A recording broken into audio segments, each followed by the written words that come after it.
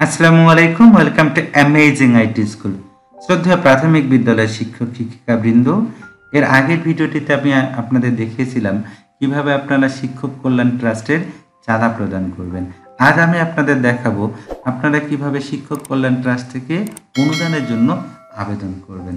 এর জন্য যে কোনো একটি ব্রাউজার ওপেন করে নিব, তারপর অ্যাড্রেস বারে টাইপ করব twtms.gov.bd। এটা টাইপ করার পর এন্টার বাটনে প্রেস করব।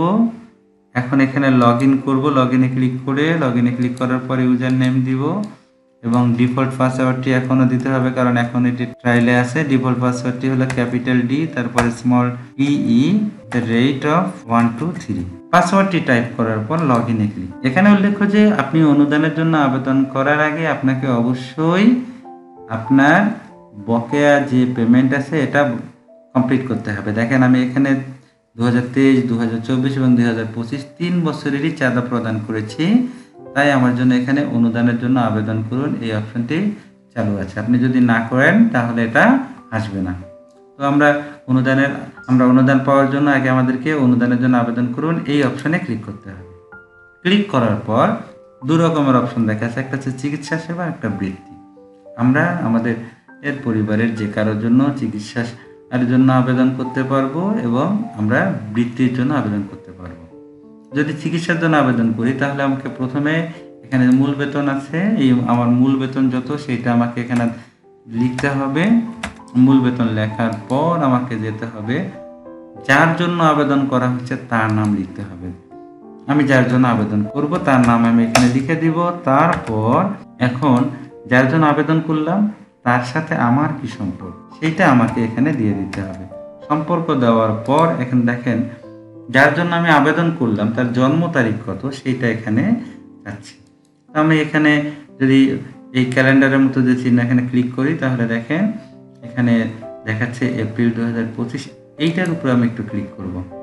ক্লিক করে এবার মাউসের চাকাটা একটু উল্টো দিকে ঘোরাবো, অথবা যেখানে যে বারটি দেখতে পাচ্ছেন এইটা একটু উপরে তুলবো। তুলে আমি তার জন্মের সালটা সিলেক্ট করে দেবো। আগে জন্মের সাল সিলেক্ট করার পর জন্মের মাসটা সিলেক্ট করে দেব, তারপর এখানে তারিখটা সিলেক্ট করে দেবো। তারিখ সিলেক্ট হয়ে গেল। এবার রোগের নাম বলতে হবে, কি রোগ হয়েছে সেই রোগের নামটা এখানে দিতে হবে। তারপর রোগের বিবরণ দিতে হবে। তারপরে এখানে যদি সার্জারি প্রয়োজন হয় তাহলে এই বক্সটাতে ক্লিক করলে এটি টিক হয়ে যাবে। এরপর এখানে অনুরোধকৃত টাকার পরিমাণ কত সেটা এখানে লিখে দিতে হবে। তারপর আবেদন, অর্থাৎ সেই আবেদনটা আমাদেরকে আগে হাতে লিখতে হবে। লেখার পর সেইটা একটা স্ক্যান করে নিতে হবে। স্ক্যান করে নিয়ে আমাদের কম্পিউটারে রাখতে হবে। কম্পিউটারে রাখার পর এখানে আমরা আবেদনটা এখানে অ্যাটাচ করে দিব। এর জন্য আমরা চুজ ফাইলে ক্লিক করব। চুজ ফাইলে ক্লিক করে আমার যেখানে আছে, ধরেন এইটা আমি প্রতীকতে দেখাচ্ছি, তখন এই যে এটা যদি ক্লিক করি এখানে ওপেন করি, ওপেনে ক্লিক করার সাথে সাথে এই আবেদন সেই কপিটা এখানে চলে আসবে। দেন এখানে কি করতে হবে, ওই নথি যোগ করতে হবে। অর্থাৎ আমি যে চিকিৎসার জন্য আবেদন করলাম, যে আমি রোগের নাম বললাম বা সেইটাতে আসলে কি রোগ হয়েছে তার যে ডাক্তারি সার্টিফিকেট আছে সেই নথিটা আমাকে এখানে সিলেক্ট করে দেবে। সেটাও আমি স্ক্যান করে কম্পিউটারে রাখবো। তারপর চুজ ফাইলে ক্লিক করে আমাকে ওই ফাইলটাকে সিলেক্ট করে দিতে হবে। দেওয়ার পর আমাকে এখানে সাবমিট বাটনে ক্লিক করতে হবে, তাহলে আমার আবেদনটি চলে যাবে। এখন দেখাচ্ছি যে বৃত্তির জন্য আবেদন কিভাবে করবেন। তখন চিকিৎসা সেবার নিচে দেখেন বৃত্তি নামে যে অপশনটি আছে এটার উপরে ক্লিক করে দিবেন। তারপর আগের মতোই থাকবে, মূল বেতনটা যেটা দেওয়া ছিল আপনার সেটাই থাকবে। তারপর এখানে আপনি যার জন্য আবেদন করতেছেন তার নাম লিখবেন। তারপরে তার জন্ম তারিখ সিলেক্ট করে দেবেন আগের মতো করেই। তারপর তার সাথে সম্পর্কটা আপনি দিয়ে দিবেন।